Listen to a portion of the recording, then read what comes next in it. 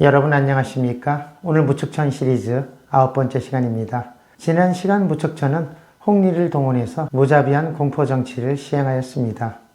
오늘은 더 끔찍한 사건이 벌어집니다. 북한의 김정은 저리 가라입니다. 어느 날 조정에 유언비어가 돌아다니게 되는데 유배를 당한 사람 가운데 무신을 대신할 사람이 나온다는 소문입니다. 그러자 홍리들은 무책천에게 유배된 사람 가운데 모반의 기미가 있는지 전부 조사해야 된다고 간언합니다. 그러자 무책천은 영남 지역에 우선 홍리를 파견해서 조사하게 합니다. 영남에 도착한 홍리들은 일대의 유배자들을 모두 불러 모으고 나서 무책천이 교지라고 말하면서 자살하라고 명령합니다. 그러자 억울한 사람들이 울고불고 도망가려고 하자 모두 붙잡아 강가에 데리고 가서 300여 명을 목을 베어 죽여버립니다. 그리고 홍리들은 조정에 돌아와서는 무척천에게 이들 모두가 불만을 품고 모반의 증자가 있었다고 허위 보고합니다. 그러자 무척천은 다른 지역의 유배자들을 조사하기 위해서 5명의 홍리를 각각 파견합니다. 파견된 홍리들은 지역마다 공을 세우기 위한 살인 시합이 벌어집니다. 많은 지역은 900여 명, 적게는 900여 명의 무관 생명을 죽여버립니다. 이것이 무척천 통치에 오명을 남겼던 유명한 육도사 사건입니다. 여러분, 무척천 통치의 실상입니다. 남경대학살 버금갑니다. 이제 군신지간, 군민상하 간의 화합은 사라지고 목숨을 부지하기 위한 서로 숨막히는 눈치 싸움이 벌어집니다. 당시 궁중의 시녀들이 조정의 관리들을 귀보라고 불렀다고 합니다. 그 귀신이 될 족보를 지닌 사람들이란 뜻인데 참 기가 막힙니다. 이러한 홍리 가운데 가장 악랄하고 지독했던 인물이 주훈과 내준신입니다. 그들은 무척천을 위해서라면 무고한 사람도 모반으로 몰아서 몰살시켜 버립니다. 그 가운데 내준신은 멋대로 처녀나 부인을 가리지 않고 귀족의 부녀자를 자신의 아내로 빼앗아 버립니다. 그의 부인은 귀족 중의 귀족인 태연 왕씨의 여인으로 남편을 모반으로 죽이고 차지한 것입니다. 그런데 이러한 악행을 저지르던 내준신도 결국 다른 홍리의 무고를 받고 모반의 죄를 뒤집어 쓰고 죽음을 당합니다. 그가 낙양성에서 처형을 당하고 저작거리에 시체가 버려지자 백성들이 달려들어 끌어다가 갈기갈기 찢어 던져버렸다고 합니다. 당시 홍리 정치에 대한 일반 백성들의 분노와 반감이 얼마나 심각한지를 극명히 보여주는 대목입니다.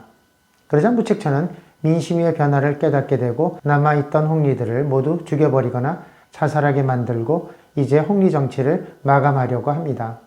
그러나 당시 아무 죄 없이 몰살당한 이당 종실과 대신들, 백성들의 원한을 누가 풀어줄 수 있겠습니까? 참 매정하고 무서운 여인입니다. 그러고도 밤에 잠이 오는지 이해가 되지 않습니다. 그래서 젊은 소년들을 궁에 끌어다가 나쁜 짓을 한 것 같습니다.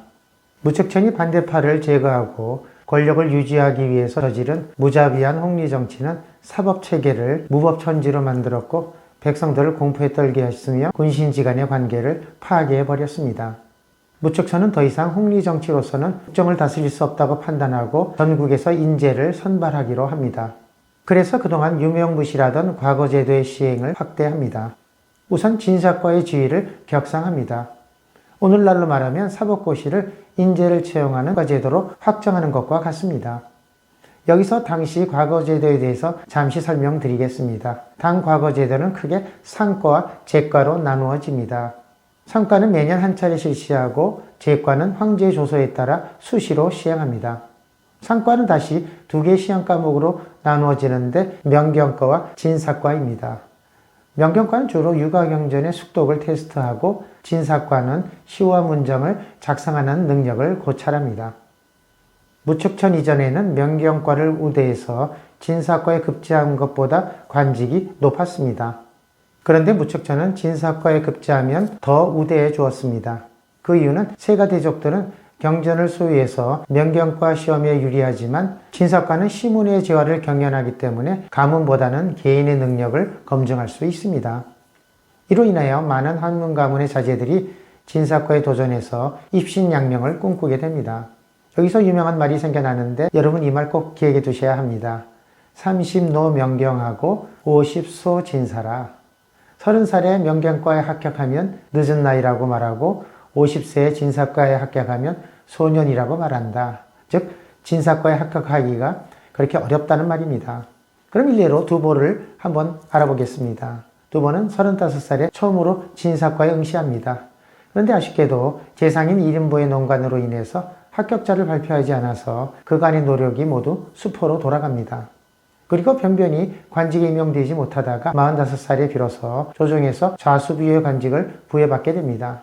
그런데 숙종의 미움을 사서 불과 몇 달 만에 좌천을 당하고 관직을 그만두게 됩니다. 그만큼 관직이 되기가 어렵고 여전히 가문을 중시합니다. 두 번째로 무척천은 임시과거인 제거를 실시해서 현실 문제를 돌파하기 위한 방편으로 삼습니다. 진사과는 1년에 한 번 실시하니 제명이 어느 정도 제한됩니다. 따라서 귀족의 자제들이 모여서 쪽집게 가해도 하고 기출문제도 돌아다닙니다. 그러나 임시시험인 제거는 국가의 중대사가 있을 때 제거를 통해서 문제로 출제해서 고시생들에게 해결 방안을 제출하게 합니다. 즉 시대에 맞는 인재를 선발할 수 있다는 장점이 있습니다. 그리고 제거는 응시 자격에 제한이 없어서 현직 관리도 응시할 수 있고 시험 결과에 따라 바로 행정관직에 임명해 줍니다. 우리로 말하면 5급 행정고시에 해당한다고 보면 됩니다. 이러한 제도는 송나라를 거쳐서 우리나라 조선시대의 과거 제도에도 영향을 주었기 때문에 여러분 꼭 알아두어야 합니다. 무측천은 제거고시 가운데 특별히 전시를 중요시했습니다. 전시는 황제가 대전에서 직접 제거고시를 주관하는 것입니다. 즉 무측천이 직접 시험 감독을 하는 것입니다. 당시 낙양성에서 전시를 보는 날 만여 명이 응시해서 여러 날을 치를 정도로 성대했다고 합니다.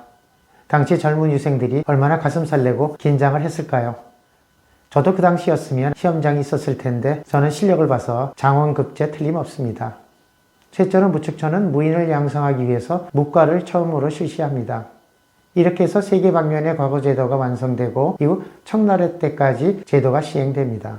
당 고종 때에는 매년 5천여 개 정도의 관직에 대한 수요가 있었습니다. 근데 무척천이 천우가 되고 나서 공급되는 인재가 5만 명이나 되니 관직의 자리가 부족해서 자리를 신설합니다. 그래고도 부족해서 시관제도를 도입하는데 일종의 인턴 제도입니다. 일단 관직에 임용해서 테스트해보고 적임자이면 관직을 부여하고 아니면 임용을 취소해서 공급을 조절하였습니다.